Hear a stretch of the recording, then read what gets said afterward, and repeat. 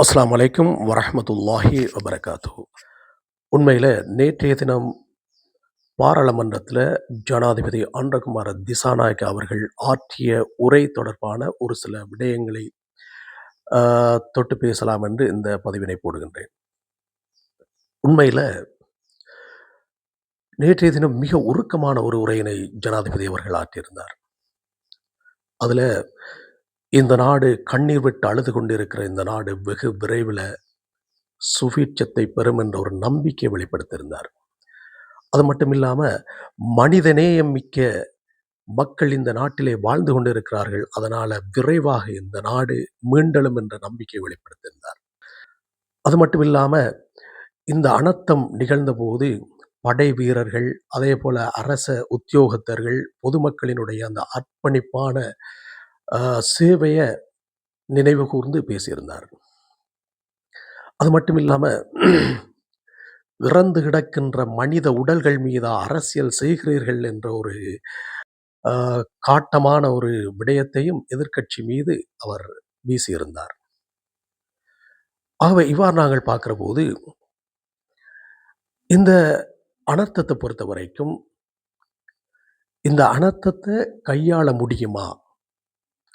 இவர்களால இந்த அனர்த்தம் ஏற்பட்டதுக்கு காரணம் இவர்கள்ட்ட அனுபவம் இல்லாத ஒரு அரசாங்கம் இருந்தமைதான் என்றெல்லாம் ஏராளமான விமர்சனங்களை எதிர்க்கட்சிகள் அள்ளி வீசிக் கொண்டிருந்தன. ஆனால் அத்துணைக்கும் முத்தாப்பாய், அத்துணைக்கும் ஒரு மிகப்பெரிய ஒரு அடியாய் நேற்றைய தினம் ஜனாதிபதி அவர்களுடைய பாராளுமன்ற உரை அமர்ந்திருந்தது. அதில் அவர் வெளிப்படுத்தியிருந்தார். නිවසක් අහිමි වුණු අයට නිවස ඉදිකර ගැනීම සඳහා ලක්ෂ 50ක් ලබා දෙනවා. සමහර විට Tamanට තිබුණු නිවසට වඩා සමහර අයට මං හිතන්නේ ලක්ෂ 50ට වඩා අධික වටිනාකම් සහිත නිවස තියෙන්නේ නැති. සමහර අයට ලක්ෂ 50ක වටින්නේ නැති නිවස තියෙන්නේ නැති. හැබැයි අපිට ඒවා ගණනය කරන්න බෑ, දැන් ඒවා ගහගෙන ගිහලා ඉවරයි. ඒ නිසා අපි ලක්ෂ 50ක දීමනාවක් දෙනවා මේ නිවසක් ඉදිකර ගැනීම සඳහා. ඉඩමක් නැත්නම් දැන් ලක්ෂ 50ක් දීලා නායක කියපු කෙනාට ඉඩමනේ. ඉඩම නැත්නම් මොකද කරන්නේ? එහෙම නැත්නම් අවදානම ලක් වෙලා තියෙනවා, නැවත අවදානම් කලාපෙට එනවා. යන්න දෙන්නේ නැහැ. අපි උපරිම මා දැන් දාගෙන තියෙන අවදානම් විශේෂම කලාපවල මේ සෙනසුරාදේට ගිහිල්ලා ඒ පළාත්වල රජ ඉඩම් තියෙනවද කියලා හොයනවා. මම හිත නුවර නේද?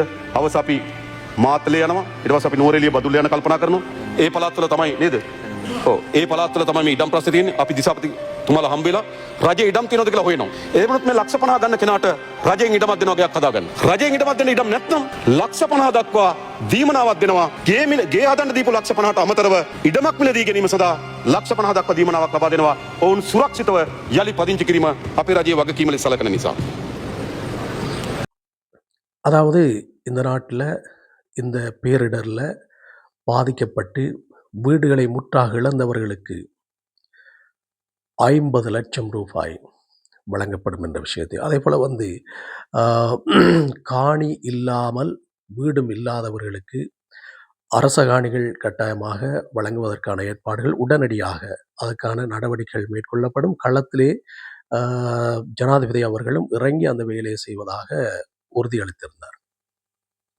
அப்படியும் அந்த அரச காணி கிடைக்கவில்லை என்று சொல்லி சொன்னால் காணியை பெறுவதற்கு 50 லட்சம், 1 கோடி ரூபாய் இழப்பீடு வழங்கப்படும் காணியும் வீடும் இல்லாதாக்களுக்கு. அதே போல் இன்னும் ஏராளமான அந்த நிவாரண தொகைகளை அறிவித்திருந்தார்.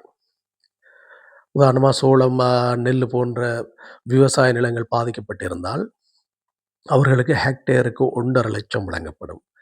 அதே மாதிரி இந்த ஃபார்ம்கள், ஏதாவது ஆடு மாடு போன்ற பண்ணைகள் பாதிக்கப்பட்டிருந்தால் அதை மீள கட்டி எழுப்புறதுக்கு 2 லட்சம் நிவாரணம் வழங்கப்படும். அதே போல் மீன்பிடிக்காரர்களுடைய போட்டுகள் சேதமடைந்திருந்தால் 4 லட்சம் வழங்கப்படும். அதே போல் பாதிக்கப்பட்ட ஒவ்வொரு குடும்பங்களும் அவர்கள் அந்த தங்கியிருக்கின்ற இடங்களிலே அவர்கள் இருப்பார்கள் என்று சொல்லி சொன்னால் அத்துணை அடிப்படை வசதிகளும் வழங்கப்படும். அப்படி இல்லை என்று சொல்லி சொன்னால் அவர்கள் எங்கேயாவது வாடகை வீடுகளுக்கு செல்ல விரும்பினால் அவர்களுக்கு 25,000 ரூபாய் 6 மாதங்களுக்கு வழங்கப்படும். அதே போல் வீடுகள் சேதமடைந்தவர்களுடைய வீடுகளை கிளீன் செய்வதற்காக 25,000 ரூபாய், உடைமைகளை பெறுவதற்கு ஆரம்ப கட்டமாக 50 ரூபாய் வழங்கப்படும். இப்படி ஏராளமான நிவாரணத் தொகைகளை அறிவித்திருந்தார். இப்ப இந்த இடத்துல நாங்க பார்க்க வேண்டும் என்னன்னு சொன்னால், அதாவது அ இந்த சர்வதேச நாடுகளை நாங்கள் ஒப்பிட்டு பார்க்கின்றபோது, இலங்கை இருக்கிற பொருளாதார கெப்பாசிட்டிக்கு ஏற்ற மாதிரிக்கு, இந்த அளவுக்கு ஒரு நிவாரண அ திட்டத்தை ஒரு அரசாங்கம் அறிவிக்கிறது என்று சொன்னால், நான் நம்புறேன் இது இலங்கையில, அதாவது உலகத்துல ஒரு மிக முக்கியமான ஒரு விஷயமாக இது பார்க்கப்பட வேண்டிய ஒரு விஷயம். ஏனென்று சொன்னால், இது சம்பந்தமா ஏற்கனவே ஜனாதிபதி அவர்கள் ப 10,500 மில்லியன் ஒதுக்கியிருந்தார். இந்த வீடுகள் கட்டிக் கொடுப்பதற்காக வேண்டி. இப்போது 50 பில்லியன் இதுக்காக ஒதுக்கப்படுகிறது. எதுக்காகன்னு சொன்னால், இந்த அனர்த்தத்திலிருந்து ரிகவரி ஆக வேண்டும் என்பதற்காக, அவர்களுடைய வீடுகள் இவ்வாறான விடயங்களை செய்து கொடுப்பதற்காக வேண்டி 50 பில்லியன்கள் மேலதிகமாக ஒதுக்கப்படுகிறது என்ற ஒரு நல்ல செய்தியை அறிவித்திருந்தார். அதாவது இந்த நாங்க பார்க்குறோம் எப்படின்னு சொன்னால், இந்த அனர்த்தம் நிகழ்ந்தபோது, இதே மாரி ஒரு அனர்த்தம் முன்னாலே நிகழ்ந்தது இல்லைன்றதுக்கு இல்ல. சுனாமி அனர்த்தம் நிகழ்ந்தபோது இவ்வாறான உதவிகள், ஏராளமான உதவிகள் வந்தன. அந்த உதவிகள் எல்லாம் எப்படி மக்களுக்கு சரியாக பயன்பட்டு என்பதுதான் இந்த இடத்துல ஒரு மிகப்பெரிய வினாக்குறியாக நிற்கிறது. ஏராளமான நிதியுதவிகள், அதாவது ஹம்பாந்தோட்ட அக்கவுண்டுகளுக்கு பரிமாற்றப்பட்டன என்பதுதான் உண்மை. சரியான முறையில மக்களுக்கு அது போய் சேரல. ஆனால் இப்போது, அதாவது அன்றகுமார திசாநாயக்க அவர்களினுடைய இந்த தலைமையின் கீழால இந்த அனர்த்தம் வந்தபோது, இதுவரைக்கும் சுமார் 70க்கும் மேற்பட்ட நாடுகள் முன் வந்திருக்கின்றன, உதவிக்கரம் நீட்டுவதற்காக. நான் பார்க்குறோம், அதாவது ஒரு லிமிட் இல்லாம ஹெல்ப் பண்ணி கொண்டிருக்கிறாங்க.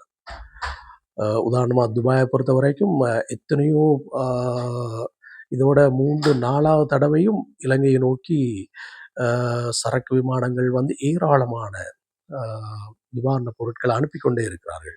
அதே போல் டிசாஸ்டருக்கு தேவையான வெஹிக்கிள் எல்லாம் அனுப்பி கொண்டே இருக்கிறார்கள். அது மட்டும் இல்லாமல் அவங்களோட ஃபோர்ஸஸை கூட அனுப்பி இந்த மண் சரிவில் அகப்பட்டவர்களை மீட்பதற்கான நடவடிக்கைகளை முன்னெடுத்து கொண்டு இருக்கிறார்கள். அதே போல் வந்து முக்கியமான நாடுகள், இந்தியா, அது சொல்ல முடியாத அளவுக்கு ஹெல்ப் பண்ணி கொண்டு இருக்கிறாங்க. பாகிஸ்தான், அதாவது பொருளாதாரத்தில் இன்றைக்கி அதை நலிவுட்டு இருந்தாலும் உண்மையிலே வந்து மிகப்பெரிய சப்போர்ட் பண்ணுறாங்க. இந்த இடத்துல நம்ம பார்க்க வேண்டிய ஒரு விஷயம் என்னென்னு சொன்னால், இந்தியாவுக்கும் பாகிஸ்தானுக்கும் இடையில் மிகப்பெரிய ஒரு குரோதம், வாழ்நாள் குரோதம் ஒன்று போய்கொண்டு இருக்குது. இவ்வாறான ஒரு பரம விரோதின்னு சொல்லுவோம். அப்படி ஒரு நிலையில் இருக்கிறவர்கள் கூட, அதாவது இந்த அனர்த்தம் நிகழ்ந்தது என்ற உடனே பாகிஸ்தான் உடனே அப்ளை பண்ணுறாங்க, அப்படின்னு ரிக்வெஸ்ட் பண்ணுறாங்க, எங்களுக்கு உங்களோட வான்பரப்பு தேவை, இலங்கைக்கு நாங்கள் ஹெல்ப் பண்ண வேணும்னு சொல்லி. வித்தின் 4 hours, 4 மணி நேரத்தில் உடனடியாக எல்லா பகைகளையும் தூக்கி எறிந்து விட்டு அந்த சந்தர்ப்பத்தை பாகிஸ்தானுக்கு இந்தியா வழங்குது, வான்பரப்பை பயன்படுத்துறதுக்கு. ஆனால் இலங்கையில் நாங்கள் பார்க்குறோம் அப்படின்னு சொன்னால், ஜனாதிபதி சொன்ன மாதிரி இறந்து கிடக்கின்ற மனித உடல்கள் மீது அரசியல் செய்து கொண்டு இருக்கிறார்கள். மிக கேவலமான ஒரு நடவடிக்கை. அப்போ அதுக்குள்ள வந்து இன்னொரு விஷயம் என்னன்னு சொன்னால், இவங்களையும் கட்டாயம் இந்த இது ரீபில்ட் பண்ணுறதுக்காக வேண்டி அந்த கமிட்டியில் வந்து கட்டாயம் சேர்த்துக்கொள்ள வேணும்னு சொல்லி எதிர்கட்சியில் முடிவெடுத்துக்குது.